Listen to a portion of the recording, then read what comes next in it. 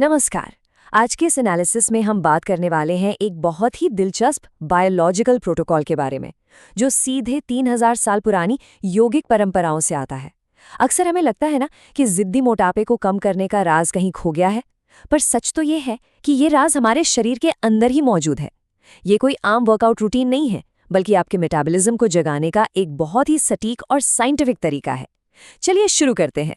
तो इस एक्सप्लेनर का एजेंडा कुछ ऐसा रहेगा: the calorie myth exposed, the hormone connection, the dual access reset, setup and safety, step by step execution और आखिर में द 30-डे टाइमलाइन।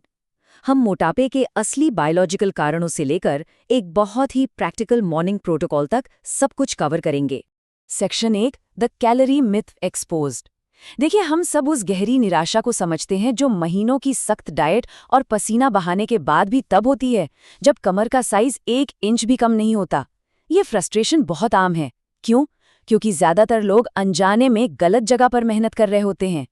फिटनेस की दुनिया का शायद सबसे बड़ा मिथक यही है। क्या पेट की जिद्दी चर्बी वाकई सिर्फ ज्यादा कैलोरी खाने की समस्या है? बिल्कुल नहीं। सच कहूं तो ये एक धोखा है। कमर के आसपास जमा वो जिद्दी फैट असल में आपके शरीर के अंदर एक बहुत बड़ा हार्मोनल सिग्नल फेलियर है। इसे ऐसे समझिए, आपके शरीर के अंदर असल में दो विरोधी सिस्टम्स आपस में लड़ रहे हैं। एक तरफ है अंडर एक्टिव थायराइड, जो गले में किसी सोए हुए ज्वालामुखी की तरह है और फैट जलाने वाले T3 और T4 हार्मोन्स, यानी आपके शरीर के मेन फैट बर्निंग इंजन्स को स्टार्ट ही नहीं कर पा रहा। और दूसरी तरफ है ओवर एक्टिव कॉर्टिसोल, यानी स्ट्रेस हार्मोन, जो शरीर को बार बार अकाल पड़ने का सिग्नल दे रहा है और हर हाल में फैट को जमा करके रखने का ऑर्डर दे रहा है। अब आते हैं सेक्शन 2 पर, द हार्मोन कनेक्शन। आज की मॉडर्न लाइफस्टाइल को ही देख लीजिए। हमारा पोस्चर कुछ ऐसा हो गया है ना, ठुड्डी ऊपर और छाती अंदर। ये जो पोस्चर है, ये उस फिजिकल एक्टिवेशन को पूरी तरह से इग्नोर कर देता है जिसकी थायराइड ग्रंथि को अपना काम शुरू करने के लिए सबसे ज्यादा जरूरत होती है। और ठीक यहीं पर जालंधर बंद की भूमिका सामने आती है। ये एक प्राचीन यौगिक नेक लॉक है। ये पुरानी तकनीक असल में वो चाबी है जो आपके गले की ज्योमेट्री को बदलकर थायराइड ग्रंथि पर सीधा दबाव डालती है। और पता है इससे क्या होता है? ये आपके सोए हुए मेटाबॉलिज्म के दरवाजे खोल देती है। इसे विजुअलाइज करने के लिए जरा ऐसा सोचिए, जैसे किसी गीले कपड़े को निचोड़कर उसमें से पानी निकालना। जब ये आसन किया जाता है तो ये थायराइड के आसपास के फेशियल टिश्यू को बिल्कुल इसी तरह सिकोड़ता है। इस सटीक दबाव से ग्रंथि में खून का बहाव एकदम से तेज हो जाता है, जो T3 और T4 हार्मोन के प्रोडक्शन को ट्रिगर करता है। कमाल का मैकेनिज्म है ना? तो अब इस बायोलॉजिकल मैकेनिज्म के दूसरे हिस्से की तरफ बढ़ते हैं। Section 3, the dual access reset. ये आसन सिर्फ गले पर काम नहीं करता, बल्कि ये एक माइल्ड इन्वर्जन भी है। मेरा मतलब है एक ऐसी स्थिति जो शरीर में एक साथ दो बड़े और जरूरी बदलाव लाती है। इस पूरी प्रक्रिया में जो बात मुझे सबसे दिलचस्प लगती है वो है वेगस नर्व का एक्टिवेशन। ये नर्व ना शरीर के मेन ब्रेक पेडल की तरह काम करती है। जैसे ही आपकी कमर दिल से ऊपर उठती है और गर्दन के पीछे एक हल्का दबाव बनता है, ये आपके दिमाग को एक क्लियर सिग्नल भेजता है कि सब सुरक्षित है। ये तुरंत हमारे रेस्ट एंड डाइजेस्ट सिस्टम को ऑन कर देता है और उस तनाव पैदा करने वाले कॉर्टिसोल हार्मोन को तुरंत शांत कर देता है। इसे आप एक तरह की बायोलॉजिकल घेराबंदी कह सकते हैं। एक ही समय पर सामने से थायराइड को स्टिम्युलेट करना और पीछे से स्ट्रेस हार्मोन को बंद करना, वो भी सिर्फ 5 मिनट के मूवमेंट में।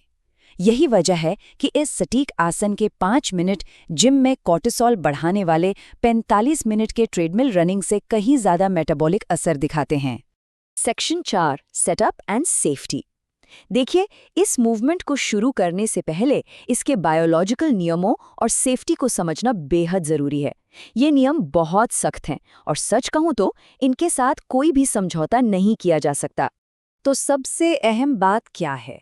आपका पेट बिल्कुल खाली होना चाहिए। ऐसा इसलिए है क्योंकि पाचन क्रिया आपके शरीर के ब्लड फ्लो को थायराइड से हटाकर पेट की तरफ खींच लेती है, जिससे इस पूरे प्रोटोकॉल का फायदा पूरी तरह से जीरो हो जाता है।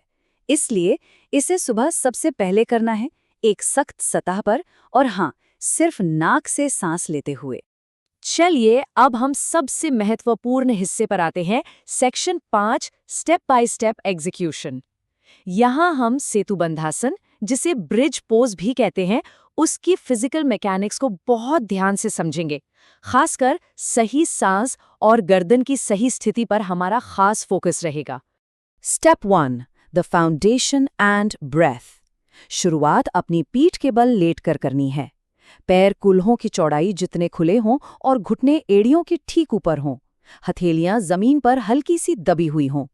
अब अपनी नाक से 3 सेकंड के लिए बहुत ही गहरी सांस लें और अपनी पसलियों को फैलता हुआ महसूस करें। फिर 3 सेकंड के लिए सांस को होल्ड करके रखें। ये सटीक ब्रीदिंग और होल्डिंग पैटर्न ना आपके नर्वस सिस्टम को आगे होने वाले फिजिकल एक्टिवेशन के लिए पूरी तरह से तैयार कर देता है। Step 2, the sequential lift. अब देखते हैं कि ये कैसे बिल्ड होता है। सांस छोड़ते हुए कमर को धीरे धीरे ऊपर उठाएं। ध्यान रहे रीढ़ की हड्डी को सीक्वेंस में उठाना है। पहले निचला हिस्सा, फिर बीच का और फिर ऊपरी हिस्सा। कोई अचानक झटका बिल्कुल नहीं देना है। इसके बाद अपनी ठुड्डी को नेचुरली सीने की तरफ झुकने दें। इस पीक पोजीशन को 20 से 30 सेकंड तक होल्ड करें और इस दौरान 3 से 5 गहरी धीमी सांसें सिर्फ नाक से लें। ध्यान दीजिए, यहाँ एक बेहद क्रूशियल सेफ्टी नोट है जिसे किसी भी हाल में नज़रअंदाज नहीं किया जा सकता। अपनी गर्दन को कभी भी जबरदस्ती नीचे की तरफ नहीं दबाना है। अगर गर्दन पर जबरदस्ती जोर लगाया गया तो ये वेगस नर्व को ब्लॉक कर सकता है। इसके बजाय बस ग्रेविटी को स्वाभाविक रूप से काम करने दें। एक नेचुरल ड्रॉप ही वेगस नर्व को सबसे सुरक्षित और प्रभावी तरीके से एक्टिवेट करता है। Step 3, the controlled return. अब वापसी का तरीका भी उतना ही कंट्रोल्ड होना चाहिए। सांस छोड़ते हुए रीढ़ की हड्डी को वापस एक एक करके जमीन पर लाएं। कमर का निचला हिस्सा सबसे आखिर में जमीन को छूना चाहिए। फिर जमीन पर फ्लैट लेटकर 2 पूरी सांसों के लिए आराम करें। इस पूरे प्रोसेस को 5 से 7 बार दोहराना है। इस तरह का कंट्रोल आपकी रीढ़ की हड्डी को पूरी तरह सुरक्षित रखता है और आपके 5 मिनट के प्रोटोकॉल को पूरा करता है। Section 6, the 30-day timeline. अब जब हमने मैकेनिक्स को अच्छी तरह से समझ लिया है तो चलिए देखते हैं कि इसके बायोलॉजिकल नतीजे अगले 30 दिनों में कैसे सामने आते हैं। ये टाइमलाइन हमें दिखाती है कि हमारा शरीर कोई दुश्मन नहीं है, बल्कि एक बेहद एडवांस्ड मशीन है जो बस सही हार्मोनल निर्देशों का इंतजार कर रही होती है। डे 1 से डे 3 तक कॉर्टिसोल कम होता है, थकान घटती है और नींद बेहतर होती है। डे 7 तक थायराइड में ब्लड फ्लो बढ़ने से आपका रेस्टिंग मेटाबॉलिक रेट तेज होने लगता है। डे 14 तक फैट सेल्स को मोबिलाइज होने का सिग्नल मिल जाता है और कमर का साइज बदलना शुरू होता है। और डे 30 पूरे होते होते शरीर एक बिल्कुल नई मेटाबॉलिक बेसलाइन सेट कर लेता है। नंबर 1, सिर्फ 1 इंच। जी हाँ, ठुड्डी का प्राकृतिक रूप से सीने की तरफ सिर्फ 1 इंच झुकना। ये छोटी सी मूवमेंट अपने अंदर थायराइड को कंप्रेस करने, वेगस नर्व को एक्टिवेट करने और उस जिद्दी चर्बी को पूरी तरह से मोबिलाइज करने की अचूक शक्ति रखती है।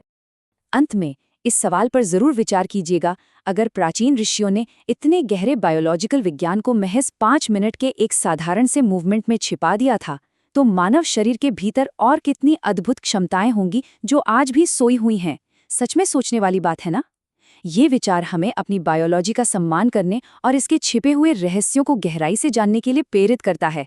आज के इस एनालिसिस में हमारे साथ जुड़ने के लिए बहुत बहुत धन्यवाद।